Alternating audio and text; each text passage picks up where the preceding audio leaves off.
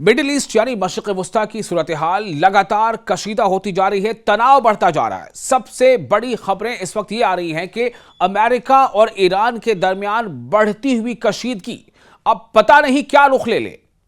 अमेरिकी फौज ने ईरान पर मुसलसल 13वीं रात भी हमले किए हैं।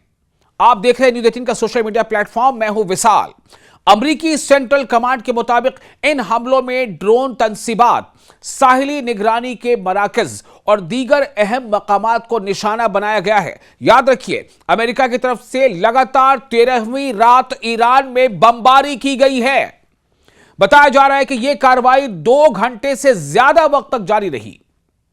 दूसरी जानिब ईरानी सरकारी मीडिया का कहना है कि स्ट्रेट ऑफ हुर्मुज के करीब काशिम और बंदर अब्बास के इलाकों में धमाकों की आवाजें सुनी गई, जहां 2 अफराद के जख्मी होने की इत्तलात हैं। इसके अलावा ईरान के शुमाल मगरबी इलाकों, शुमाल मगरबी यानी नॉर्थ वेस्टर्न इलाकों अंदिमिश्क और अमेदिया में भी धमाकों की खबरें सामने आई हैं। उधर अक़वाम मुत्तहिदा यानी यूनाइटेड नेशंस के सेक्रेटरी जनरल एंटोनियो गुटेरेस ने खित्ते की बिगड़ती हुई सूरत हाल पर शदीद तशवीश का इजहार किया है। सलामती काउंसिल के इजलास से यानी यूएनएससी के इजलास से खिताब करते हुए एंटोनियो गुटेरेस ने खबरदार किया कि मिडिल ईस्ट एक ऐसे मोड़ पर पहुंच रहा है जिसके नताइज नाकाबिले तसव्वुर हो सकते हैं। यानी एक ऐसा सूरत हाल, एक ऐसा नतीजा सामने आ सकता है जिसके बारे में सोचना भी मुश्किल है, लेकिन ऐसा हो सकता है। ये कौन कह रहा है? ये एंटोनियो गुटेरेस कर रहे हैं। इनका कहना था कि हर नया बहरान एक और बहरान को जन्म दे रहा है और हर नई कशीदगी, हर नया तनाव मजीद तसादुम का, मजीद टकराव का और आगे जंग का कि रास्ते को हमवार कर रही है। इसी दौरान अमेरिकी सदर डोनाल्ड ट्रंप ने कहा है कि वो ईरान के खिलाफ एक बड़े पैमाने के हमले पर गौर कर रहे हैं। अब आप सोचें, अमेरिका ने लगातार 13वीं रात ईरान पर हमले किए हैं और अब भी डोनाल्ड ट्रंप ये कह रहे हैं कि वो ईरान के खिलाफ एक बड़े पैमाने पर हमले के बारे में गौर कर रहे हैं। डोनाल्ड ट्रंप के मुताबिक यह मुमकिना हमला अब तक होने वाली कार्रवाइयों से भी ज्यादा बड़ा हो सकता है। एक इंटरव्यू में डोनाल्ड ट्रंप ने कहा कि फैसला करीब है और तमाम तैयारियां मुकम्मल हैं। इसीलिए कई कमेंटेटर्स ये सवाल पूछ रहे थे कि क्या जब अमेरिका ईरान के साथ डायलॉग के लिए, बातचीत के लिए कभी पाकिस्तान, कभी जिनेवा, कभी कतर, तो क्या इस दौरान अमेरिका जो है डबल स्टैंडर्ड खेलते हुए क्या अमेरिका जंग की तैयारी कर रहा था? क्या अमेरिका ईरान पर और हमलों की तैयारी कर रहा था? क्या अमेरिका दुनिया को यह पैगाम दे रहा था कि हम तो बातचीत करना चाहते, लेकिन असल में मामला कुछ और था? बहरहाल डोनाल्ड ट्रंप ये कह रहे हैं, एक इंटरव्यू में उन्होंने कहा कि फैसला करीब है और तमाम तैयारियां मुकम्मल हैं, ताहम अभी हतमी फैसला नहीं किया गया।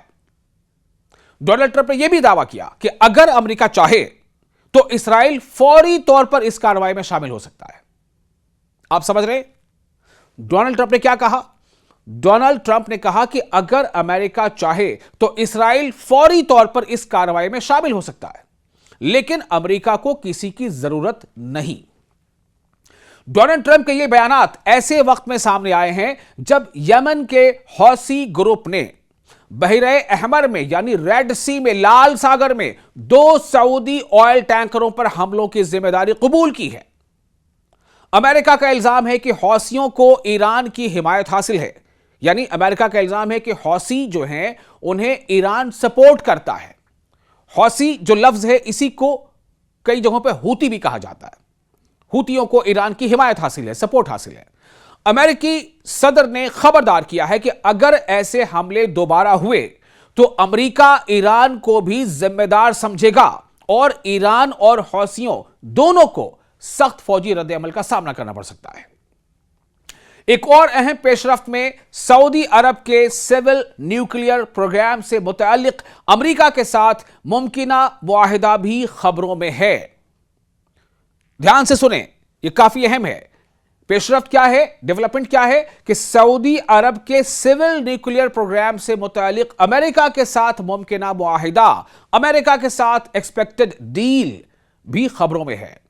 जी हां, वही अमेरिका जो ईरान के सिविल न्यूक्लियर प्रोग्राम को लेकर हाय तौबा मचाता रहता है, जो ईरान के सिविल न्यूक्लियर प्रोग्राम पर ईरान को धमकियां देता रहता है, यहां तक कि ईरान पर हमले भी कर रहा है, वही अमेरिका सऊदी अरब के साथ मुमकिन सिविल न्यूक्लियर मुआहिदा करने की तैयारी में है। व्हाइट हाउस का कहना है कि इस मुआहिदे के लिए सऊदी अरब को अब्राहम मुआहिदों के तहत इसराइल के साथ ताल्लुकात मामूल पर लाने होंगे। यानी सीधी बात क्या है, छिपी हुई बात क्या है, बिटवीन द लाइन क्या है? बिटवीन द लाइन यह है कि दुनिया जानती है कि सऊदी अरब ने आज तक इसराइल को बहैसियत मुल्क तस्लीम नहीं किया है। लेकिन अमेरिका क्या कह रहा है, डोनाल्ड ट्रंप क्या कह रहे हैं? डोनाल्ड ट्रंप ये कह रहे हैं कि अमेरिका सऊदी अरब को सिविल न्यूक्लियर प्रोग्राम के लिए मुमकिन डील सऊदी अरब के साथ कर सकता है, उसकी मदद कर सकता है, लेकिन सऊदी अरब को क्या करना होगा? अमेरिका चाहता है कि उसके लिए सऊदी अरब को इसराइल को तस्लीम करना होगा। बहुत बड़ी शर्त है। क्या सऊदी अरब ऐसा करेगा? सवाल यह है। तहम इत्तलात यह भी है कि इस नई शर्त पर सऊदी अरब के साथ अभी बाज़ाब्ता बातचीत नहीं हुई है। दूसरी जानिब मशरिक़ वुस्ता यानी मिडिल ईस्ट में बढ़ती हुई कशीदगी के असरात आलमी मईशत पर भी नजर आने लगे हैं। आलमी मंडी में यानी वर्ल्ड जो बाजार है, वर्ल्ड मार्केट है, उसमें ब्रेंट क्रूड ऑयल की कीमत दोबारा $100 फी बैरल से तजावुज कर गई है, यानी बढ़ गई है, ज्यादा हो गई है। और जो एक्सपर्ट्स हैं उनका कहना है कि अगर खित्ते में कशीदगी मजीद बढ़ी तो तेल की कीमतों में मजीद इजाफा हो सकता है, तेल की कीमतें और ऊपर जा सकती हैं, तेल और महंगे हो सकते हैं, ऑयल एंड नेचुरल गैस और महंगे हो सकते हैं, और जाहिर है कि जिसके असरात दुनिया भर की मईशतों पर पड़ सकते हैं। मुख्तसरन ईरान पर अमरीकी हमलों का सिलसिला जारी है। अक़वाम मुत्तहिदा यानी यूनाइटेड नेशंस खतरे की घंटी बजा रहा है। डोनाल्ड ट्रंप मजीद बड़ी फौजी कार्रवाई पर गौर कर रहे हैं, धमकियां दे रहे हैं, मैं चाहूं तो यह कर दूं, मैं चाहूं तो वो कर दूं। लगातार 13वीं रात ईरान पर अमेरिका ने बमबारी की है। आखिरी बमबारी 2 से 2.5 घंटों तक होती रही है। उसके बाद डोनाल्ड ट्रंप कहते हैं कि मैं चाहूं तो अमेरिका चाहे तो ईरान पर इससे भी ज्यादा खतरनाक हमले कर सकता है। और क्या कह रहे हैं डोनाल्ड ट्रंप कि मैं जब चाहूं इसराइल भी इस कार्रवाई का हिस्सा बन सकता है। यानी अभी तो ईरान और अमेरिका आपस में लड़ रहे हैं। ईरान पर अमेरिका लगातार बमबारी कर रहा है और ईरान खलीजी ममालिक में जहां कहीं भी अमेरिकी फौजी अड्डे हैं या बेसेस हैं या अमेरिकी इंस्टॉलेशन है, उसको टारगेट कर रहा है। बज़ाहिर मैं कह रहा हूं, बज़ाहिर इसराइल अभी खामोश है, लेकिन डोनाल्ड ट्रंप कह रहे हैं कि मैं जब चाहूं इसराइल इस कार्रवाई का हिस्सा बन सकता है, यानी कि जब चाहूं इसराइल भी ईरान पर हमलावर हो सकता है। यानी एक धमकी के तौर पर उन्होंने इसराइल को भी रोके रखा है, जैसा डोनाल्ड ट्रंप का कहना है। इसी दौरान आप यह देखें कि तेल की कीमतें भी तेजी से ऊपर जा रही हैं।